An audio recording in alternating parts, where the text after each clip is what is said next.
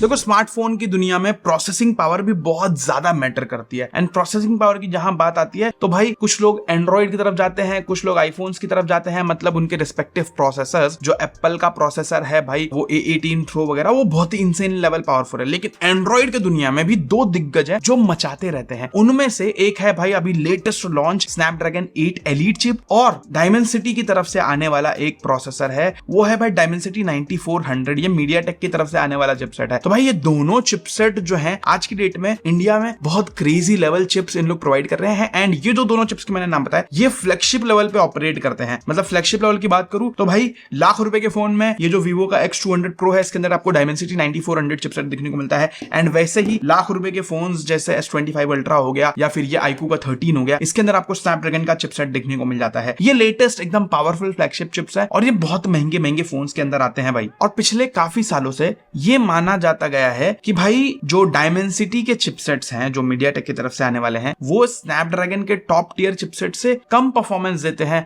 गर्म भी ज्यादा होते हैं, ऐसी बहुत सारी मान्यता है। लेकिन पिछले 2-3 सालों से बहुत ज्यादा कोशिश कर रहा है मीडियाटेक वाला उनको टक्कर देने की। वो सोचता है कैसे भी करके हम स्नैपड्रैगन को बीट करेंगे। तो क्या ये इस साल बीट कर पाता है अपने इस चिपसेट से? अब वो चीज हम फाइंड आउट करने के लिए ये दोनों फोन्स में हम टेस्ट करने वाले हैं। ये है iQOO का 13, इसके अंदर स्नैपड्रैगन 8 एलीट चिप आता है, और ये है Vivo का X200 Pro, इसके अंदर डायमेंसिटी 9400 चिपसेट आता है। अब ये दोनों फोन हमने इसके लिए चूज किया है क्योंकि ये दोनों फोन के अंदर हमको सिमिलर OS देखने को मिलता है। फन टच OS की मैं बात कर रहा हूं। एंड दोनों के अंदर 16GB रैम है, दोनों में 512GB स्टोरेज है, दोनों UFS 4.0 है, दोनों में LPDDR5X रैम है। तो दोनों का जो बेसिक कोर स्पेक्स है वो सिमिलर है, खाली चिपसेट्स अलग अलग है। अब एक चीज और बता दूं भाई, देखो बहुत बार ऐसा भी होता है कि सेम चिपसेट होने के बावजूद दो फोन अलग अलग परफॉर्म करते हैं। उसकी बहुत बड़ी वजह होती है भाई उनका जो स्मार्टफोन का जो OS है वो अलग अलग होता है। और यही मेन रीजन है मैंने ये दोनों को चूज किया, क्योंकि भाई यहाँ पर स्किन जो है, जो इनका UI है, जो इनका OS है वो भी सेम है फन टच OS। इसकी वजह से जो मेजर कोर चीजें होती हैं वो सिमिलर हैं। इसकी वजह से बहुत ज्यादा यहाँ पर बायसनेस कम हो जाती है। होपफुली मेरा जो ये डिस्क्लेमर है ये आपको समझ में आया होगा।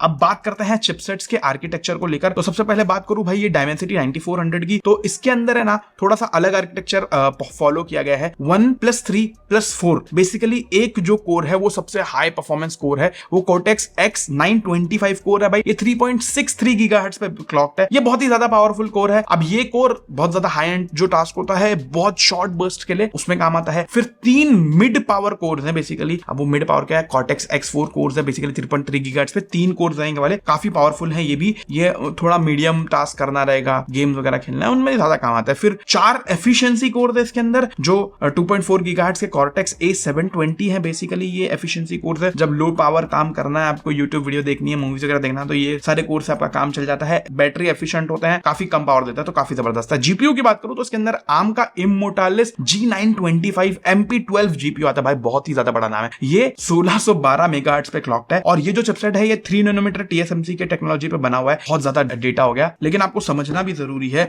बात करूं इस iQOO 13 की, इसके अंदर स्नैपड्रैगन का 8 एलीट चिप आता है। अब इसका जो CPU का कोर आर्किटेक्चर है वो अलग है थोड़ा सा। जैसे पहले 1+3+4 था ना, जैसे 8 कोर का प्रोसेसर था, यहां पर भी 8 कोर का ही प्रोसेसर है, लेकिन यहां पर जो कोर है वो 2+6 में है। तो जो 2 कोर है वो हाई परफॉर्मिंग कोर है, उसको प्राइम कोर कहता है स्नैपड्रैगन। अब ये जो 2 कोर है ये 4.32 गीगाहर्ट्ज पे क्लॉक्ड है भाई, बहुत ही क्रेजी। इनका नाम है prime Orion course Phoenix L। अब जो भी है भाई नाम से क्या ही फर्क पड़ता है, लेकिन ये 2 बड़े और हाई परफॉर्मेंस कोर है। उसके बाद में जो बाकी 6 कोर हैं उनको ये परफॉर्मेंस कोर्स कहता है भाई। ये जो 6 कोर है ये 3.53 गीगाहर्ट्ज पे क्लॉक्ड है। ये custom Orion Phoenix M course है बेसिकली, ये भी बहुत ज्यादा पावरफुल कोर्स है। तो यहाँ पर एफिशिएंसी कोर्स की कमी मेरे को लगी, ऐसा मेरे को लगता है, बट लेट्स सी ये कैसा परफॉर्म करता है। बाकी जीपीयू की बात करूं तो Adreno 830 जीपीयू है, और ये सीपीयू भी 3 नैनोमीटर TSMC के टेक्नोलॉजी पे बना हुआ है, बहुत ही पावरफुल है। अब है ना गाइस, हम यहाँ पर टेस्ट स्टार्ट करते हैं। बहुत ही इंसेन लेवल टेस्टिंग हमने यहाँ पर करी है, ठीक है। दोनों फोन्स को हमने कंप्लीटली 100% पे चार्ज करके रखा है, एंड दोनों फोन के अंदर वाईफाई बंद है, दोनों बेसिक मोड पे है। उनका जो डिफॉल्ट मोड आता है, कोई परफॉर्मेंस मोड, कोई मॉन्स्टर मोड, कुछ भी ऑन नहीं है, ठीक है। ये मैं पहले आपको क्लियर कर देता हूं। अब बात करते हैं, देखो सबसे पहले मैंने Geekbench टेस्ट किया, तो Geekbench टेस्ट खत्म होते होते 5 मिनट लगा, 5 मिनट 30 सेकंड के अंदर वो Geekbench टेस्ट खत्म हो गया था। एंड जो iQOO है इसने 3000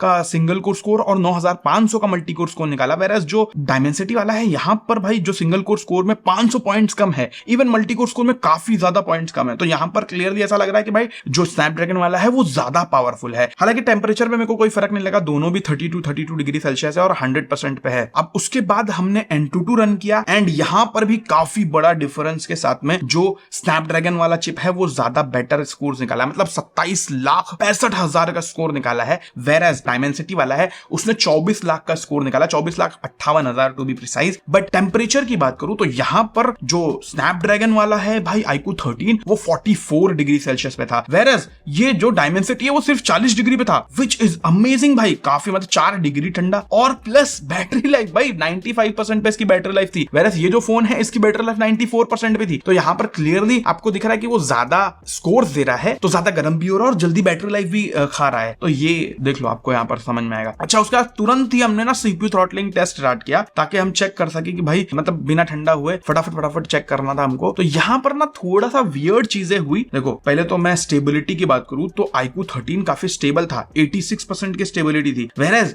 जो Vivo वाला फोन है जिसके अंदर डायमेंसिटी चिप है उसमें 78% की स्टेबिलिटी थी। तो आपको लगेगा कि भाई Vivo वाला कम है, लेकिन अगर आप Vivo का जिप स्कोर देखते हो तो भाई 2,79,000 स्कोर निकाला है, विच इज इनसेन भाई। काफी जबरदस्त लगा मेरे को ये। लेकिन बहुत ही अजीब बात मुझे ये लगी कि जो iQOO वाला है उसका जो जिप स्कोर है वो 1,62,000 है। आई डोंट नो व्हाई, बहुत ही कम जिप स्कोर लगा मेरे को। अब इसका क्या रीजन है आई हैव नो आइडिया। मेरे को ऐसा लगता है कि iQOO वाले ने इस एप्लीकेशन को, इस पर्टिकुलर एप्लीकेशन को लिमिट करके ही रखा है, इसकी वजह से ऐसा हो रहा है। बाकी टेम्परेचर, हालांकि इतना ज्यादा बेटर परफॉर्मेंस हमको Vivo वाले ने दिया है, लेकिन टेम्परेचर फिर भी दोनों का सेम है, 38 डिग्री और जो बैटरी है वो दोनों की 90% पे है। काफी अच्छा परफॉर्मेंस है भाई, मैं काफी खुश हुआ इस चीज को देखकर। उसके बाद तुरंत ही हमने N22 वापस से रन किया एंड यहाँ पर फिर से सिमिलर काइंड ऑफ स्टोरी यहाँ पर हमको देखने को मिल जाती है। 27,70,000 का N22 स्कोर iQOO 13 निकाला, जो काफी ज्यादा तगड़ा है, ठीक है। लेकिन जो Vivo वाला फोन है भाई उसने 22,44,000 का स्कोर निकाला है। अब 22,44,000 आप लोग सुनोगे तो आपको लगेगा भाई बहुत ही ज्यादा कम हो गया।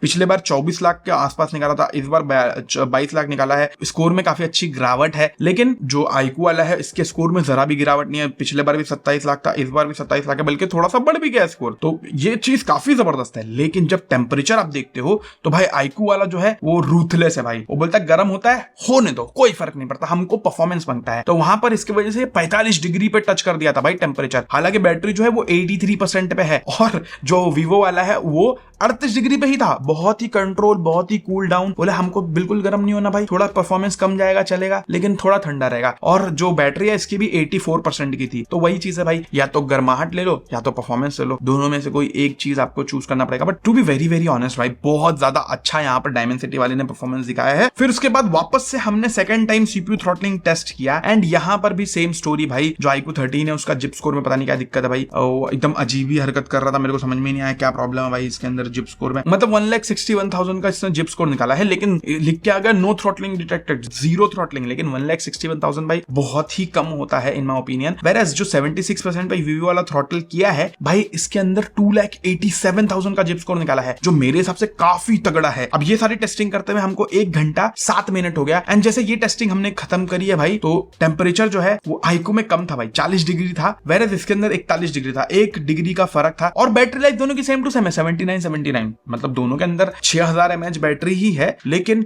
सरप्राइजिंग बात यह है कि एफिशिएंसी दोनों की काफी जबरदस्त है, दोनों में मतलब ऑलमोस्ट सेम बैटरी परफॉर्मेंस दोनों भी दे रहे हैं। अच्छा, तो ये सारे एक्सट्रीम टेस्ट को खत्म करने के लिए एक बहुत ही क्रेजी गेमिंग एप्लीकेशन है, गेमिंग टेस्ट करने के लिए, मतलब वो गेम्स को सिमुलेट करता है। ये है 3D मार्क का। ये इसके अंदर हम ना एकदम खतरनाक वाला एक टेस्ट है 3D मार्क के अंदर, एक्सट्रीम स्ट्रेस टेस्ट। वो बेसिकली 1 मिनट की क्लिप को 20 बार रेंडर करता है, मतलब 20 मिनट का एकदम एक्सट्रीम टेस्ट है। और ये आपका जो CPU परफॉर्मेंस है, जो GPU परफॉर्मेंस है, वो बेसिकली गेमिंग को सिमुलेट करता है, एकदम हाई एंड गेमिंग को। और वो बताता है कि भाई 20 मिनट के अंदर किस तरह का परफॉर्मेंस है। तो ये टेस्ट हमने 20 मिनट तक के रगड़ दिया भाई, दोनों एकदम, मतलब दोनों फोन की एकदम वाट लग जाती है ये टेस्ट करने के लिए। और जब टेस्ट खत्म हुआ तो यहाँ पर भाई iQOO वाले ने दिखा दिया भाई, iQOO वाला 70% स्टेबिलिटी के साथ में था, वेयरएज जो Vivo वाला था वो 66 था, जो मैंने बिल्कुल एक्सपेक्ट नहीं किया था। मेरे को लगा था भाई 50% के नीचे जाएगा, डायमेंसिटी वाला, लेकिन यहाँ पर इसने 66% की स्टेबिलिटी लाई है। वहां पे भाई जो स्नैपड्रैगन है वो 70% है, मतलब सिर्फ 4% का फर्क है, जो मुझे पर्सनली काफी तगड़ा लगा है भाई। अब उसकी बहुत बड़ी वजह ये भी है भाई कि जो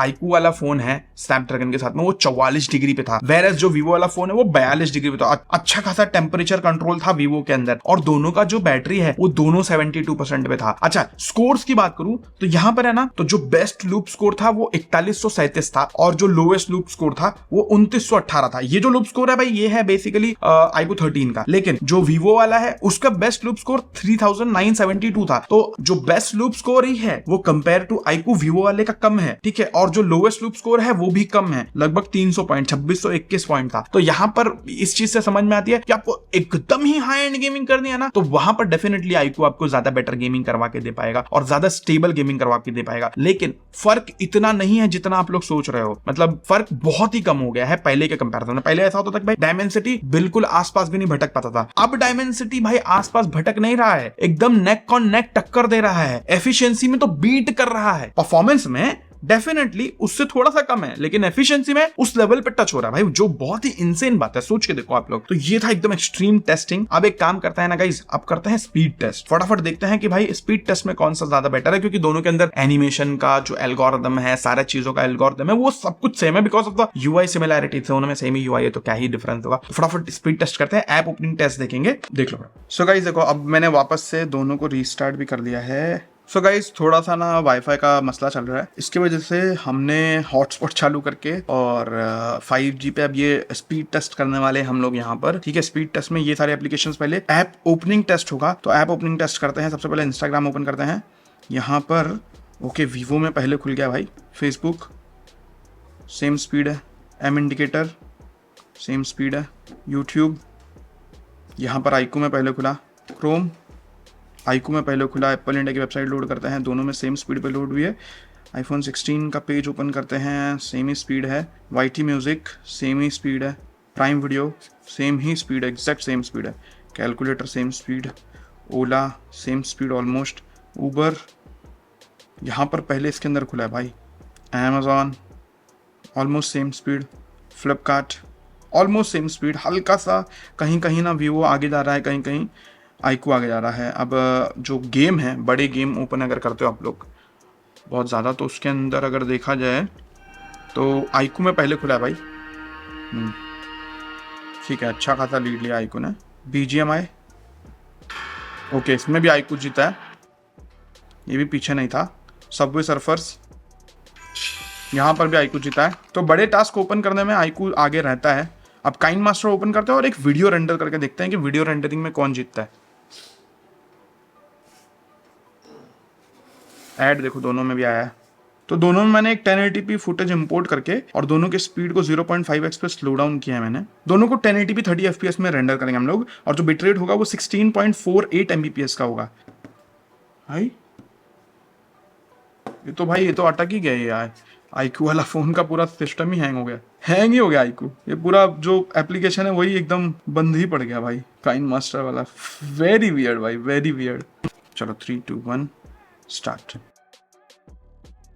now this is very very weird भाई, फर्स्ट टाइम ऐसा हुआ है कि वीडियो रेंडरिंग में भी स्नैपड्रैगन वाला हार गया। 3 सेकंड पहले, मतलब 30 सेकंड में डायमेंसिटी ने फिनिश किया और 33 सेकंड्स में स्नैपड्रैगन ने फिनिश किया। भाई साहब, actually there might be some optimisation issues in the iQOO, वो हो सकता है क्योंकि इस काइन मास्टर में ऐसा इशू आ रहा था। अभी फटाफट रैम मैनेजमेंट देख लेते हैं। BGMI COD अभी तक तो सब कुछ है।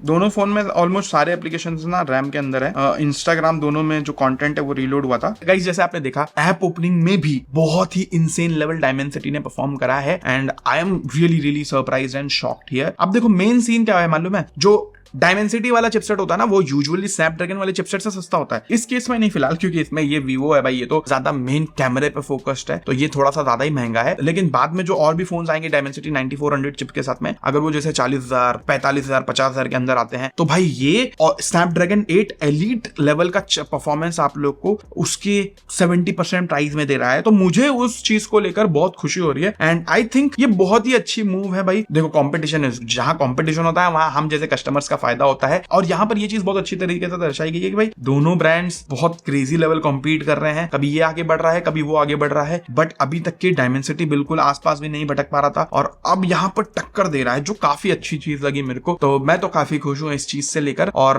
किसी को अगर ये गलत फहमी है कि वीडियो स्पॉन्सर है, तो भाई आप अपनी आंख खोलो और दिमाग भी खोलो भाई, क्योंकि बिल्कुल भी वीडियो स्पॉन्सर्ड नहीं है भाई। जो भी अपनी वीडियो स्पॉन्सर्ड होती है वो इधर पे इंक्लूड कार्ड प्रमोशन में डाल देता हूँ, इंक्लूड पेड प्रमोशन वाला कार्ड इधर पे आता है जब वीडियो चालू होती है, और डिस्क्रिप्शन में भी मैं डाल देता हूँ। अगर कोई भी वीडियो में इंक्लूड पेड प्रमोशन लिख के नहीं आ रहा है और नीचे डिस्क्रिप्शन में नोट नहीं है, तो समझ लो वो वीडियो स्पॉन्सर्ड नहीं है, ठीक है। तो दिमाग अपना खुला रखो। बाकी आपको इस टेस्ट का रिजल्ट कैसा लगा? क्या आप लोग ऐसा ही रिजल्ट एक्सपेक्ट कर रहे थे? अगर हाँ तो मेरे को बताओ, अगर नहीं तो भी मेरे को बताओ। एंड आप लोग बताओ कि इन चिप्स को मेरे को एप्पल के चिप्स के साथ में कंपेयर करना चाहिए कि नहीं करना चाहिए, वो भी मेरे को डेफिनेटली बताना। बाकी मिलते हैं ऐसे और भी अमेजिंग वीडियोस के साथ में guys. Thank you so much for watching. Subscribe करो। बहुत सारे लोग को मैं देखता हूँ भाई चैनल पर वीडियो देखते हो लेकिन सब्सक्राइब नहीं करते भाई, ये क्या लॉजिक है यार? भाई देख रहे हो, अच्छा लग रहा है तो सब्सक्राइब भी कर लो यार। बहुत मजेदार कंटेंट, बहुत मजेदार टेस्टिंग हम लोग करते रहते हैं। बाकी मिलते हैं ऐसी वीडियोस के साथ में। Thank you so much for watching this video guys. Bye bye.